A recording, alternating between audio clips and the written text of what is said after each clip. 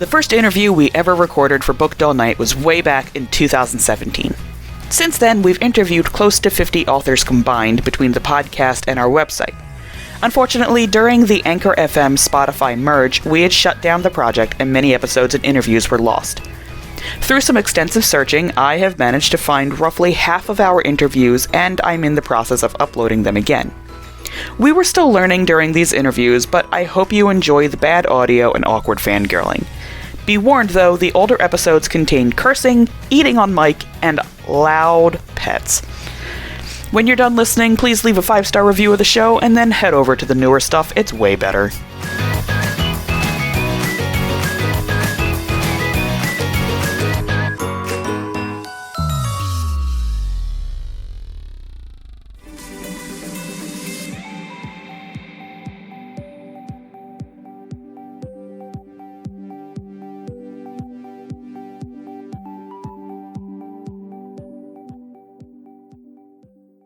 Hi, and welcome to Booked All Night, a bi-weekly late-night podcast about young adult literature, hosted by myself, Jessica Tuckerman, and Magdalyn Ann. Our fair warnings include our language, spoilers, and our rude-ass pets. Download the Podbean app today and become a patron of Booked All Night for as low as $1 to get access to extra content, including extended interviews and uncut episodes. And make sure to visit bookedallnight.blog for more book reviews, TBRs, and quotes from your favorite books. On tonight's episode, we are interviewing Kara Thomas. Yay! Yay! The author of Darkest Corners, Little Monsters, and Cheerleaders, which comes out next month. My goodness. Are you, dying right now because it's crunch time? Oh, I am not ready. That came up way too fast.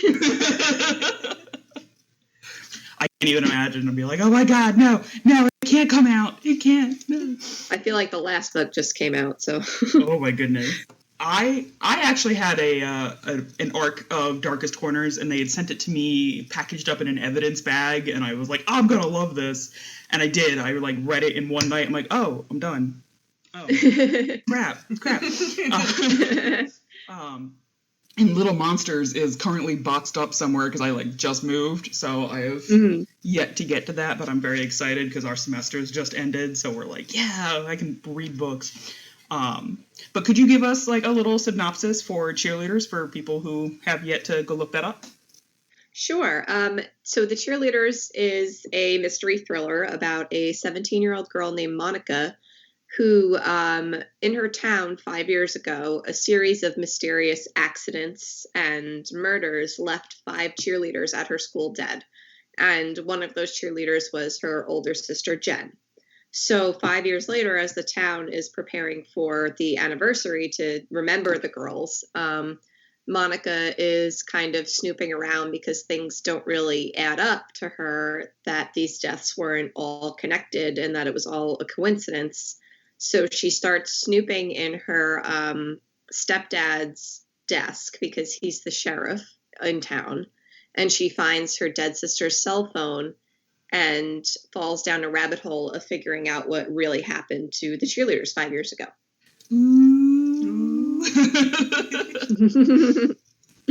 Oh, man.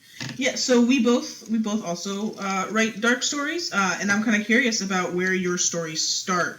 So what sort of scenes come to mind first? So I was raised on Nancy Drew type books where the main character was lurking around a corner with a flashlight and things jumping out at her and stuff. So I always get in the beginning sort of an idea of a character in danger or a character trying to escape some sort of scary situation. And then I sort of build from that. I get a lot of my inspiration from real things that I read about. I watch a lot of Dateline and spend a lot of time on Reddit, unresolved mysteries. And so I get these little seeds of things from all different places, and then they kind of come together to make one messed up picture. I feel that. Specifically for Cheerleaders, what was the first scene that you thought of, and how did you know that it was a story worth pursuing? So this scene didn't really make it into the final book in the the current version of it. I had a thought that I wanted to have this 17-year-old girl finding a note on her front step on the 5-year anniversary of her sister's death, saying that it wasn't an accident and that something bad was going to happen again. So even though that was the opening scene, it didn't fit with the overall story. There's still a mysterious note worked in there somewhere, but it's not left for the main character like it was originally. Gotcha. So what was one of the weirdest things that you've ever had to research, outside of dead bodies? I've had a lot of weird dead body research, including dismemberments and stuff, but one of the weirdest things I had to research was for Little Monsters when I was researching what would happen to blood if it was out in the cold and the snow for a really long time, because I was writing about a town where it was like -10 degrees in the winter. So I was wondering what would happen to blood that was either on the floor in like a barn or on snow outside. And for once, Google failed me. I just could not come up with an answer. Oh. So I don't know. I guess blood doesn't technically freeze. I mean, like, for a previous draft I had in my last program, I have a scene where my main character came up and found a body hanging in the attic, and it was winter. And I was looking this up at work. There's just a bunch of pictures of hanging bodies on my desktop. And a coworker came up behind me, and without thinking, I was like, it's for a project. Doesn't necessarily, like, diffuse the weirdness that happened there. And, like, I kept going. I'm like, for school, it's a project for school. I just digging go. yourself into a hole. Yeah, just digging that deeper and deeper and deeper. See, when you had said that Google failed you, my immediate thought was, oh, that means she went out and pulled some experiments and just found some snow and some blood. She was like, all right, we'll drop Plead the fifth on that. Oh my God. Now I can't get that, like, idea out of my head. Just, like, authors, like, well, Google didn't have the answer, so I had to kill this kid because I didn't know. Oh my God. What was the hardest scene for you to write, and are you ever frightened by your own scenes? So I've never been frightened by the actual process of writing a scene, except maybe like once a really long time ago when I was writing my very first book, Prep School Confidential, which is written under the pen name Kara Taylor. I was writing about an underground tunnel system, and the main character gets lost in the underground tunnels, and that creeped me out a bit. And I had like a nightmare that night about being trapped in an underground tunnel. So luckily that hasn't happened since, but the research that I do really is disturbing, and I have to make sure I don't do it before bed, because sometimes I'll read about these like missing persons or these unsolved crimes that'll just have like one really, really creepy detail that'll stick with me and I can't get out of my head.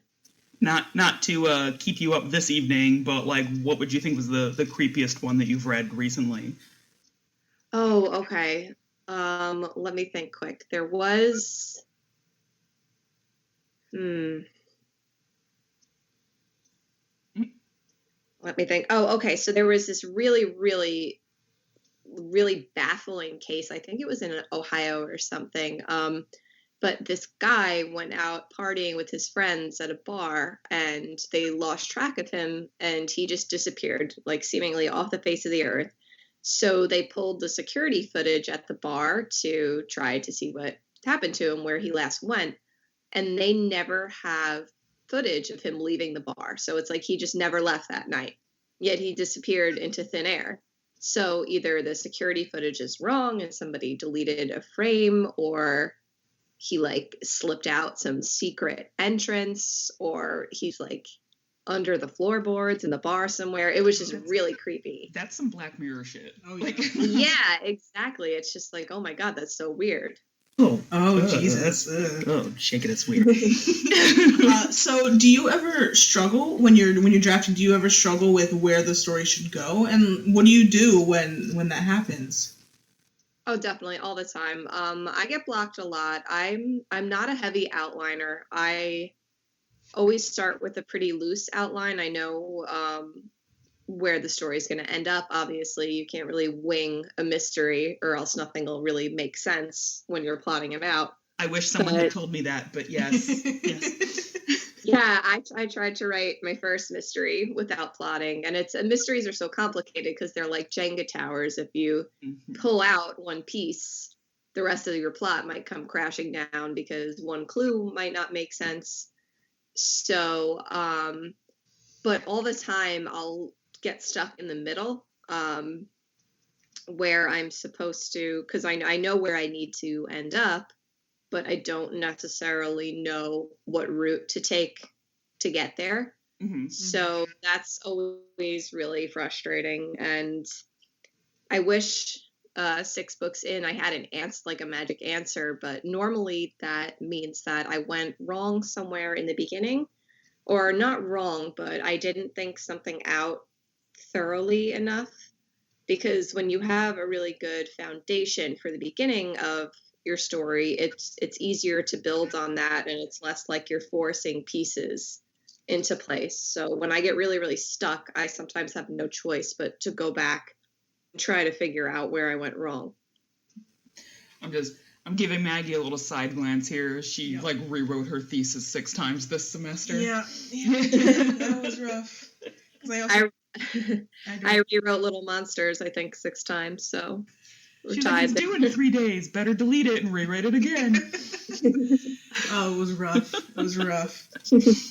Oh, my goodness. I was a little nosy on your website, and I saw that you wrote for Warner Brothers TV. And so I'm wondering, 1, what did you work on? And 2, how does that work differ from drafting a novel?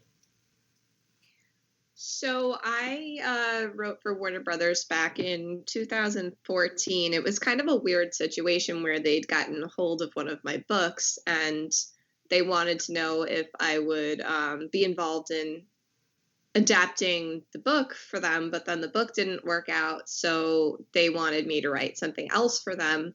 And I wound up writing a hour-long comedy pilot that was produced by the CW. It wasn't actually filmed or made or anything. It was just a script. But it was produced by Rashida Jones and Will McCormick. Rashida is the actress from Parks and Recreation and Celeste and Jesse Forever, which she and her writing partner Will actually wrote the script for together. So they are writers in addition to being actors. So I collaborated with them on this pilot called The Revengers, which was about 2 girls who used to be best friends in high school, and then they lose touch, they have a falling out, and then they cross paths again in New York City all these years later when they find out that they've been secretly dating the same guy. He's been playing them both, and it's about what they do to get revenge on him. There's murder. So that was really fun. There was no murder, unfortunately. It was a straight comedy. I mean, murder improves everything, but that was just so different because I was working. Hollywood is very, very demanding, especially TV during the development season. You're working on something every single day, and you're working with other people constantly. So you're just constantly on the phone talking through notes and ideas. And sometimes there's as many as like 10 different people weighing in on like one scene in your script, whether it's the people at the studio, which is Warner Brothers, or the network, which was the CW, or the producers. So it's just pretty crazy having that much feedback on your work. And obviously 10 different or more different voices at a time, everybody's going to have a different opinion. Mm-hmm. So you have to be really good at pulling out what feedback you want to keep and what you want to ignore. Whereas when I'm writing books, I really only have my editor's feedback, or maybe her assistant will weigh in. on something. Right. So I want to ask a little bit about violence in YA. This last semester, Jessie had a mentor who told her that one of her scenes was too violent. Where do you think the line falls for being too much for YA? I can only say I think that anything can and should be published, and then the line should really be for the gatekeepers to decide whether it's appropriate for their children, their students. I think kids are good at knowing when something is too much for them, and they'll put a book down if it's super disturbing to them and super violent. I have my personal lines where there's certain types of violence that I will not describe on the page, like violence towards a child, for example. I don't describe sexual violence on the page, and those are just my personal lines that I think is too much for me. And if that aspect is going to be in my books, I'd prefer that it's not described in graphic detail, but there are some books that call for it where it works really well and the author handles it sensitively. So I think not just in YA, but this also goes for adult too, that any type of violence should really, it shouldn't just be there for shock value, and it should be handled well and done well, or else it really sticks out to me. So I don't really think there's like a hard and fast rule for what is too much, because I think anything can be done the right way if the story calls for it. I agree. So the scene, my main character is forced to take part in a mass execution, and she has to drown her 10-year-old student. And she wakes up the next day, and the student has been replaced. So she remembers very vividly that this child has died, but nobody else does. And of course, like, he exists, so everybody doesn't believe her. But my mentor had said, like, that's way too much. And then, you know, like, oh, I can't imagine a child reading that. And I'm like, kids are literally getting shot in school right now. Yeah, they're seeing worse on the news or living worse in their day-to-day lives, so that's condescending. Yeah, and I was like, I feel like, you know, the 2-page scene where, like, the last 2 paragraphs are the actual violence is probably, like, bottom of the list things that they would need to worry about. Yeah. But that's my little tangent. What is a day of writing like for you? Like, you mentioned earlier that you prefer to do your writing at home, so there's not a lot of distractions. Are there any things that you like to have in the background, like TV or anything? Like, I know I've watched through Golden Girls at least 4 times now, just throwing it on in the background. So almost all the other writers I know like to listen to music, but I'm a weirdo and I need complete silence, which is really inconvenient, like when you live in the world and with other people. But I have my own office now, so I like to shut myself in the office every day. I like it to be quiet. I like to light a candle. Right now I have one of my, like, Harry Potter Amortentia candles burning. Just to set the ambiance. But having my own space is crucial to me for writing. I'm not somebody that, like, does well. Like, I know some people go to, like, collaborative workspaces and write with other writers because they like the energy and stuff. I like to be very isolated. I mean, I like to write around Maggie. And there ends the list. Like, we had a friend come up to visit us. She was supposed to write with us. She didn't bring, like, any notebook, any laptop, and just, like, talked the entire time. We were like, oh yeah, so she wanted to quote unquote, right? Yeah. We were like, no, we have, like, you know, another 40 pages to get done in 3 days and hand in. Like, so what is a full process then like for your books now that you've been published versus when you were first starting out? Like, is drafting any easier? Have you noticed, like, there's a difference between when you were still not yet a debut author and now that you've been established? Yeah, it's definitely different. Creatively, it's not that much different, but practically it's a lot different because, I mean, with the biggest reason, obviously, is deadlines. I have to get a book into my editor by a certain time. but I'm a lot less precious now with the actual drafting because, again, because of time constraints, but also I just want to get my editor something to read. When I was writing before I was published, I was writing in part for myself and also in part trying to, eventually the goal would be to impress agents and an editor. So I would abandon a lot more things because I would think like an idea wasn't good enough or was something that wasn't selling at the time. Now I'll usually get approval early on in the process from my agent or my editor. They'll say, go ahead with an idea.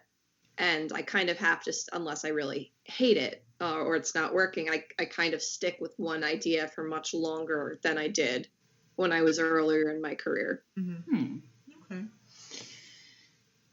All right, so that is all the time that we have for tonight. Tune in next time when we are discussing Reaper at the Gates. Are we discussing Reaper at the Gates next We're doing week? Reaper at the Gates because we're skipping over Warstorm because neither one of us had the time to get to the brick. Nope. And make sure to use the links to follow us on our individual social media accounts or follow the podcast directly on Twitter at Booked Owl Night. That's Booked OWL Night because Jessica loves puns. Or on Facebook at facebook.com/bookedallnightpodcast. That's Booked ALL Night Podcast. Kara, if you wanted to plug any of your social media here. Oh, sure. My Instagram is Kara__Thomas, and my Twitter is Kara T Writes, and I also have a website at www.kara-thomas.com. Wonderful. We'll have links to all of that in the show notes. So make sure to visit our website, bookedallnight.blog. She says we make the posts. And our new podcast hosting at bookedallnight.podbean.com, so you can learn about becoming a patron and get early access to episodes, listen to the full uncut discussion week to week, and get access to extended interviews and giveaways. Download the Podbean app today to subscribe to Booked All Night, or listen on iTunes or Google Play if you are already subscribed. Please leave a review so we know what you think of the show. Good night, my little Russian cannibals. Good night, everyone. Good night. Of all the nouns for you to pick. Listen, it was the last one that was fresh in my head. It was going to be my Little Mary Murderesses, but Russian cannibals, that's too good to pass up.